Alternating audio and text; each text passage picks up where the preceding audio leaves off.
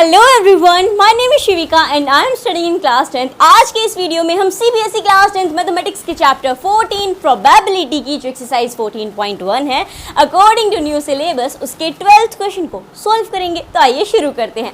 यहाँ पे हमारे पास 12th क्वेश्चन क्या गिवन है, that a game of chance consist of a spinning an arrow which comes to rest point one of the numbers 1 2 3 4 5 6 7 8। you can see the figure 14.5। ये आपका figure 14.5 है, आपकी text book में भी given है और यहाँ पे भी मैंने ये ले लिया है। ये एक स्पिन है और इसमें कितने नंबर हैं, 8 नंबर हैं टोटल। यहाँ पे 8, यहाँ 1, यहाँ 2, यहाँ 3, यहाँ 4, यहाँ 5, यहाँ 6 और यहाँ 7। ठीक है, आगे बढ़ते हैं सवाल में। And these are equally likely outcomes of the number.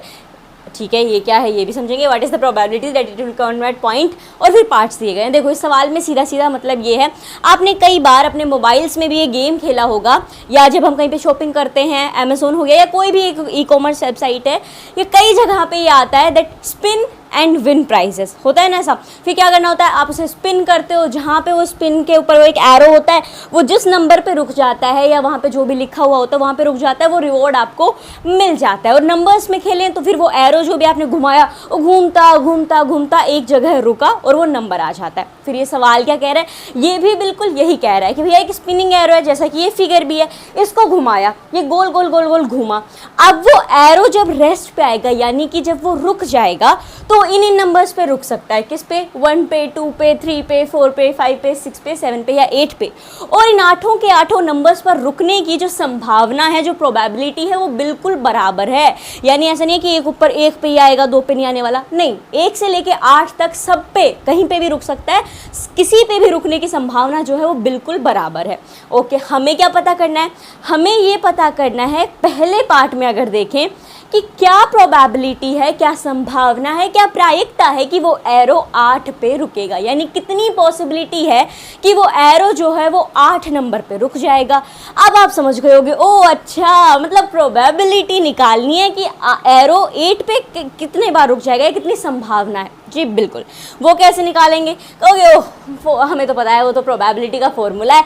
अब तक हम 11 सवाल कर चुके हैं, सब में कम से कम वो फॉर्मूला लगा ही है, वही हम यहाँ लगाएंगे। जी बिल्कुल लगाएंगे। सो हमारा प्रोबेबिलिटी का फॉर्मूला क्या बोलता है, I am solving the first one, कि आपको अगर निकालनी है प्रोबेबिलिटी किसी भी एक इवेंट की, so probability of an event, क्या करोगे, आपको टोटल नीचे लिखना है कि कितने आउटकम हो सकते हैं, यानी उस इवेंट में पूरा देखें तो कितने कितने कितने चीज़ें हैं जो निकल के आ सकती हैं।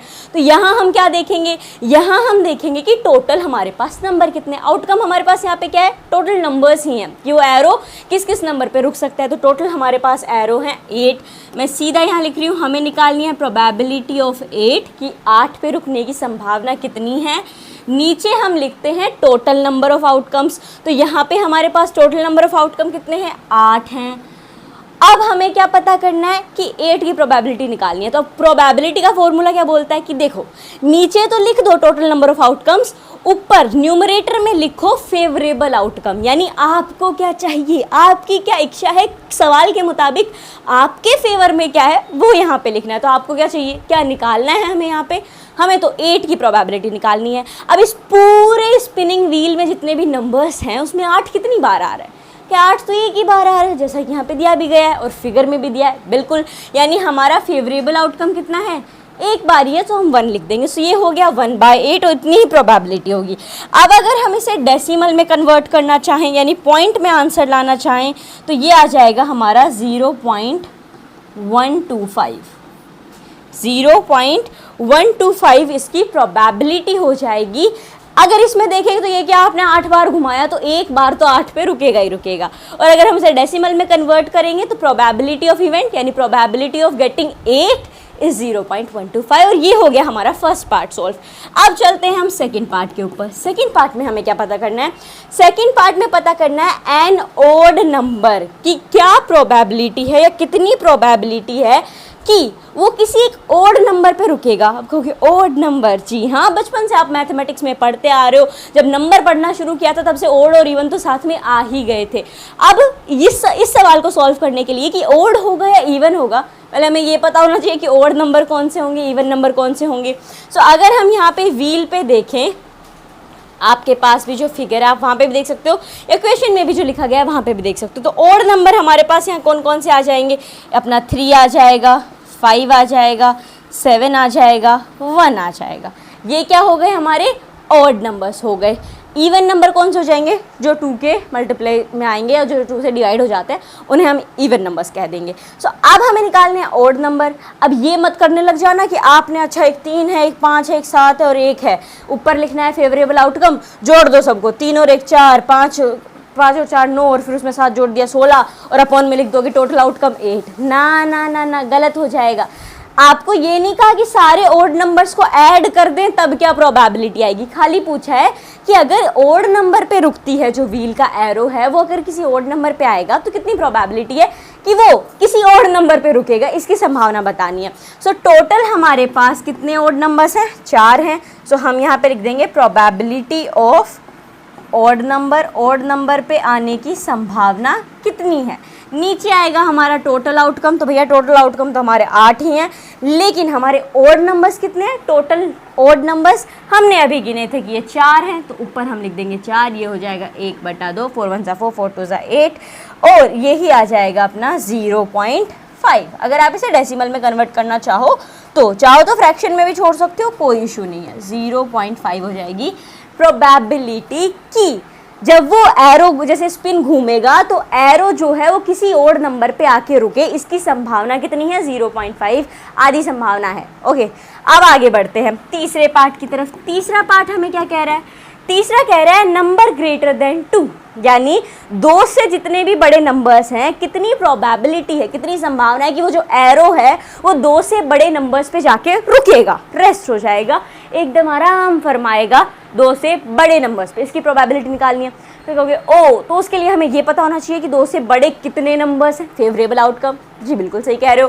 तो कितने हैं, यहाँ पे हमारे पास 2 है, इससे बड़े कितने हो जाएंगे, 3 4 5 6 7 8, यानी कुल मिला के 6 नंबर्स 2 से बड़े हैं। मैं आपको रिपीट दोबारा करूंगी, इनको जोड़ मत देना, जैसे ओड में बताया था उनको ऐड नहीं करना, ऐसे ही 2 से बड़ों को भी ऐड नहीं करना, खाली काउंट करना है कि कितने नंबर्स हैं, काउंटिंग के हिसाब से लिखना है। सो अब हम यहाँ पे क्या लिखेंगे, हमें चाहिए प्रोबेबिलिटी ऑफ नंबर्स को मैं n से डिनोट कर रही हूँ विच आर ग्रेटर देन 2, 2 से जो बड़े हैं उनकी प्रोबेबिलिटी। तो टोटल कितने हैं, 6 हैं।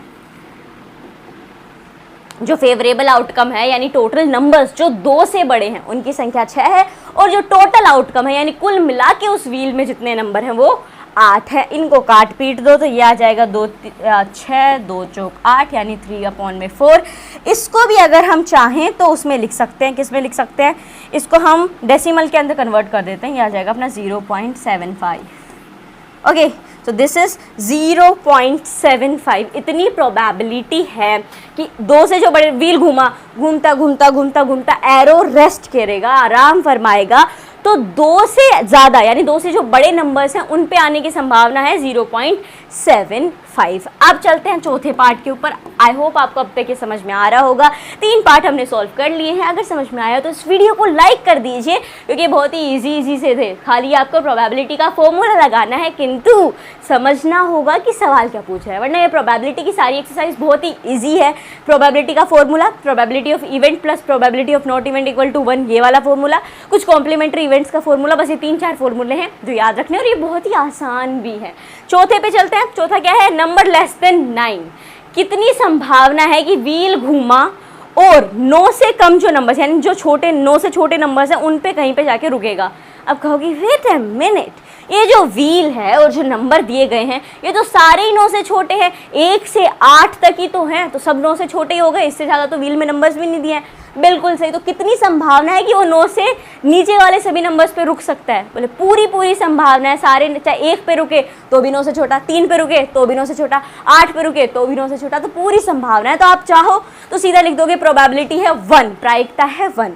लेकिन हम इसे निकाल के भी देख लेते हैं। हमें चाहिए प्रोबेबिलिटी किसकी, कि जो नंबर है वो लेस देन 9 है। तो सारे के सारे नंबर्स ही हो गए, टोटल आउटकम भी आपका 8 हो गया और फेवरेबल आउटकम भी 8 हो गया। 8 से 8 आपने काट दिया, ये आ गया 1। और ये इस एग्जाम्पल से आप वो कोर कॉन्सेप्ट भी समझ सकते हो जो हमने स्टार्टिंग में एक्सप्लेनेशन में समझा था, कि अगर हमें ये बताना हो कि ये चीज़ तो होगी ही होगी, गारंटीड है, तो उसकी प्रोबेबिलिटी हम 1 बताएंगे। और जो चीज़ है कि भैया ना हो ही ना सकती, पॉसिबल ही नहीं है, उसकी प्रोबेबिलिटी 0 हो जाएगी और प्रोबेबिलिटी हमेशा 0 से 1 के बीच ही रहती है। और इसी के साथ जो आपका सवाल नंबर 12 था एक्सरसाइज 14.1 का, वो हो गया है सॉल्व। मुझे उम्मीद है कि आपको ये सॉल्यूशन समझ में आया होगा। समझ में आया हो तो इस वीडियो को अपने दोस्तों के साथ शेयर करें ताकि वो भी कहीं व्हील को घुमाते घुमाते उनका सर ही ना घूम जाए, इस क्वेश्चन को अच्छे से समझ सकें। We will meet in the next video, till then take care, bye bye.